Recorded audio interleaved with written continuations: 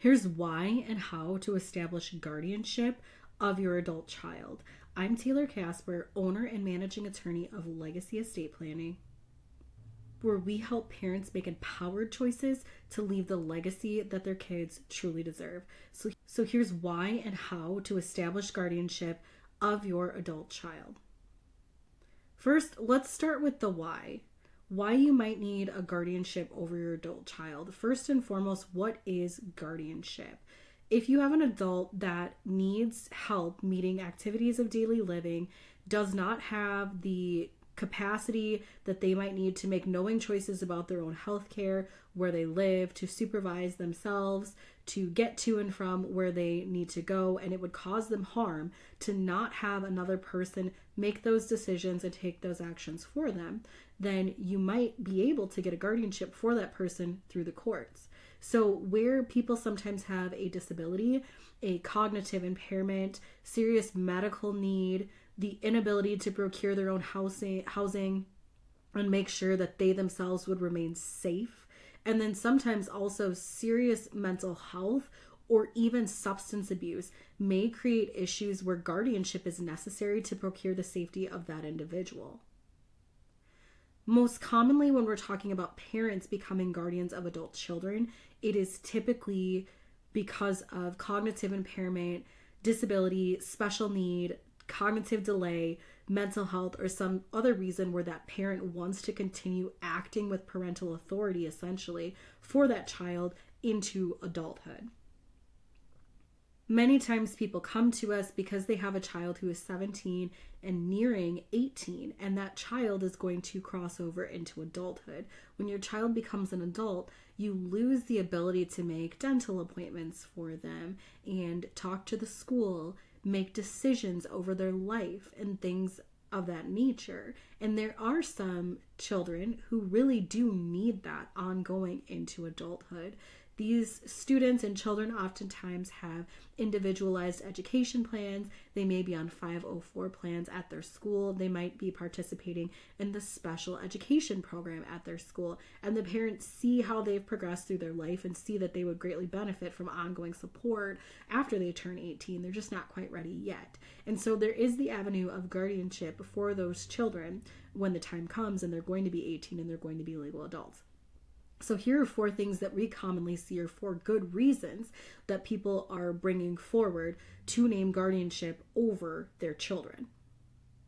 Number 1 is the reason that a child who has any of those cognitive delays, impairments, disabilities, special needs, or things to that effect may be someone who is very easily taken advantage of. That could be when entering into contracts. That could be financially taken advantage of. That could be just used for financial gain or for some other reason by some other person. And we want to limit that chance that they may be taken advantage of by others by having some eyes on the situations and having a parent maintain a little bit of control over their finances, their personhood, maybe where they're going or where they live, and what contracts they're able to enter into. Number 2 is that child may need ongoing and continued help managing their medical situation. So they may have a lot of medical appointments that they need to get to. They may need help scheduling those appointments, making sure that they're self-advocating appropriately, making sure that they're getting the right prescriptions and that those prescriptions are being filled and picked up, that their insurance is managed, and that the overall picture of their healthcare can be maintained and monitored by somebody who has eyes on that situation. Help with transportation to and from the medical appointments. They might forget to go to the medical appointments or to make the appointments, or forget what needs to be addressed in those appointments. And so it would be disastrous if they were responsible for their own healthcare and things may go under the radar, be missed, and that could cause major physical ailment and impairment to them in the future. Number 3, your child may struggle seriously with money. They may not have an understanding of money, and they may have an issue earning money. They might not be employable. And so they would have major financial difficulties if they didn't have a parent or a caretaker helping them manage the money that they have, get onto disability or public benefit systems that would provide them with the money necessary for their care or for day-to-day expenses or for food. And so money issues and struggles with money kind of plays back into number one as well. Being taken advantage of by reason of money could be a major issue that requires supervisory power by a parent, a guardian, a caretaker to make sure that that child does not suffer for lack of money or loss of money or inability to gain money through employment or other means. Number 4 is that oftentimes, as I mentioned before, young adults who are, or teenagers that are coming into young adulthood who are still in the school system may have an individualized education plan. They may have a 504 plan or be in special education at school, and they might be continuing on into a Transitions Plus type program where they would stay in school from 18 to 21 and gain life skills and learn about getting a job and how to transition into the world after their schooling is done. And even though they have the IEPs, the 504s, and are in those programs, once they turn 18, they are their own person. So parents lose the ability to advocate for the student at the school and for things related to the schooling that the student will encounter, like going into the workplace, maybe going out into the community to learn different things, maybe riding certain types of transportation. And so for that parent to be able to provide ongoing continuous advocacy for their child who is still a student to the school and related entities may need to have a guardianship for that child to ensure that they have the legal right to weigh in, to get information, and to be a party to that educational experience. So those are 4 of the reasons that we see come up where people feel they do need to obtain guardianship for their children who are either young adults or soon to be adults in the future.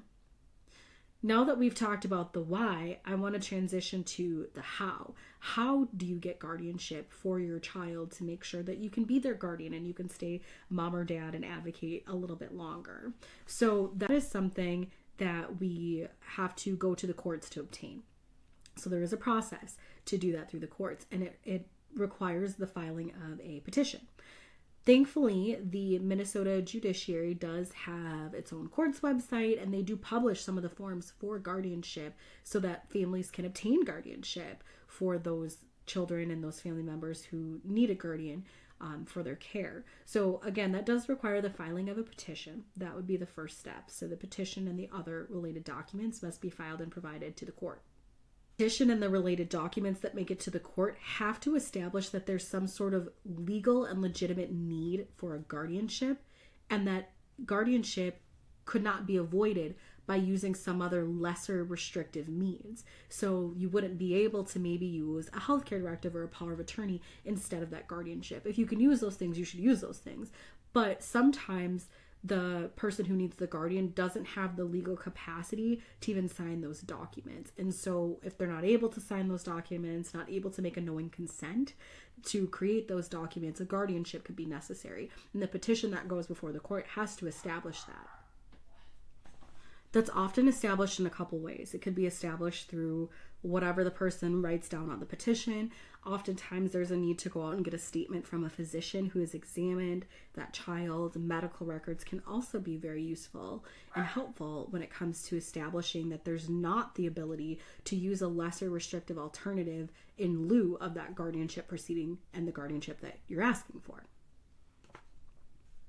Then you'll have to notify all of the people who have the legal right to know that a guardianship proceeding is underway. So that's the other parent, if you're one parent, that is any adult siblings that your child might have, and anybody that any adult that your child has lived with for more than a certain period of time. All those people are required to receive notice and entitled to receive notice that a guardianship proceeding is happening.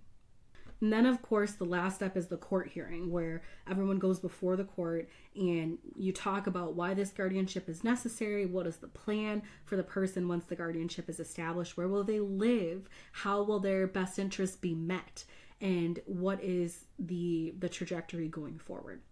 If you have a young adult who's 17, about to turn 18, or is 18 already, and you're looking to establish guardianship for them so that you can take care of them in the ways that they need, that guardianship is of a limited time frame. So it only lasts until the person turns 26. And then at 26, the guardianship either needs to be renewed, or sometimes the person doesn't need guardianship anymore. They can sign a healthcare directive, or there's a less restrictive means to get them the help and the support that they need that isn't a guardianship that restricts their civil liberties. Some of the considerations that we have here in Minnesota for why a young adult may need a guardian, why a parent may choose to establish guardianship for their adult child, and then how to go about it and where to look to even begin. If you got value out of this video and any information that you heard from me, make sure you subscribe to this channel and that you like this video so that you never miss any updates.